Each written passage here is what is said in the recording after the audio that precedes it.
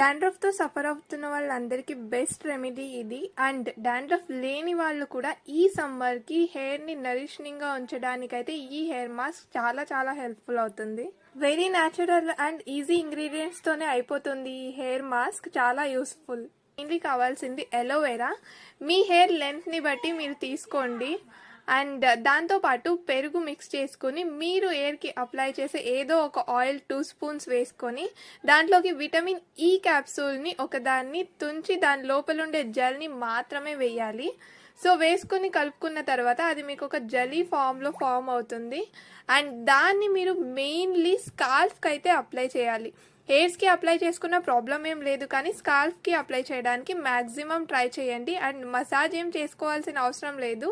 And 15 minutes తర్వాత లేకపోతే 30 minutes తర్వాత స్నానం చేసుకుంటే మీ హెయిర్ సిల్కీ అండ్ స్మూత్గా ఉంటుంది. మోర్ వీడియోస్ కోసం సబ్స్క్రైబ్ చేసుకోండి.